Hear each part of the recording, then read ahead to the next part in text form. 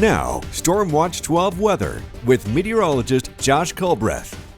Welcome back to News Watch 12 midday, and we still have this air stagnation advisory that is in place for about 95, 96, 97, 98, 99% of the News Watch 12 viewing area. The little slice of the News Watch 12 viewing area that is out of the mix would be down towards Dunsmuir, down towards Mount Shasta City, up towards Union Creek, and up towards Crater Lake. So kind of get the gist. The bulk of the News Watch 12 viewing area is still under the gun, and we're still seeing some reductions in air quality, although it's not looking nearly as bad as it did earlier in the morning. We saw air quality that was unhealthy for sensitive groups over on the east side. Now just seeing this little pocket of air quality that's unhealthy for sensitive groups up towards Chemult and Lapine, but elsewhere air quality is just being reduced in a moderate way.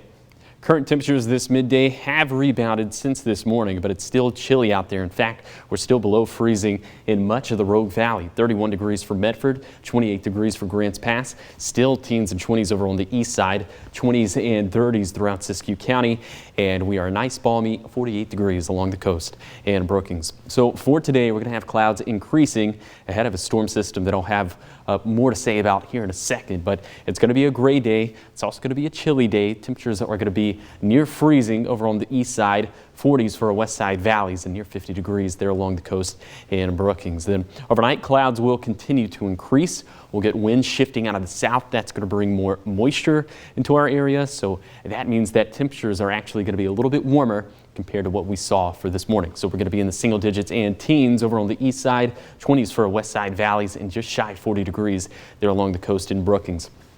So now we'll actually talk about the storm system that we're going to have for Tuesday. We'll put it all into motion with Stormcast starting around midnight. Still see it's primarily dry in the News Watch 12 viewing area, but as we get towards breakfast time, some light showers start showing up along the coast, maybe making commute a little bit tricky there along U.S. Highway 101. And then all of this starts to spread inland in the late morning towards lunchtime. This is covering the Klamath Basin down into Siskiyou County for the west side valleys and coast, and then into the afternoon and evening. This finally spreads to the Great Basin. You're seeing a lot of blue and purple on the map, which is representing some frozen precipitation. So I'll show you those snow levels and potential snow amounts here in a second, but I think we're going to get some beneficial rainfall from all of this, at least along the coast, up in the Cascades, less so within our west side valleys and over on the east side. And again, that would be through Wednesday morning.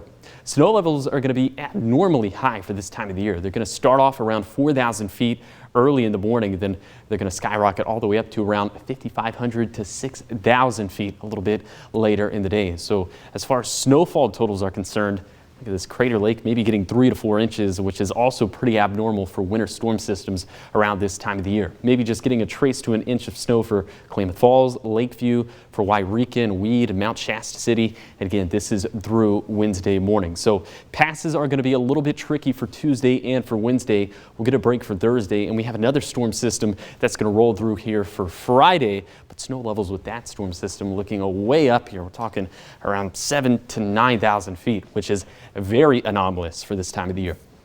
Here's your 7-day forecast for the coast. Rain looking likely for Tuesday, and then we have some lingering shower chances all throughout the rest of the week. For Siskiyou County, we'll see a mixture of rain and snow on Tuesday, a couple dry days sandwiched in between another storm system that we'll have to deal with for Friday, although, again, like I've already mentioned, that one not looking super impressive. Then for the east side, maybe we could have some decent accumulations on Oregon 140, maybe 2 to 3 inches for Bly Mountain Pass, Quartz Mountain Pass, the Winter Mountain Chain. But like I've already said, maybe just a trace to an inch for Klamath Falls and for Lakeview. For the Cascades and Siskiyous, we'll have several chances for snow all throughout the week, but I'm not expecting pass travel to be super tricky heading into the holiday weekend. And then for the Rogue Valley, I think we keep it as just rain for the next 7 days. Then it looks like we're going to be pretty mild for Christmas Day.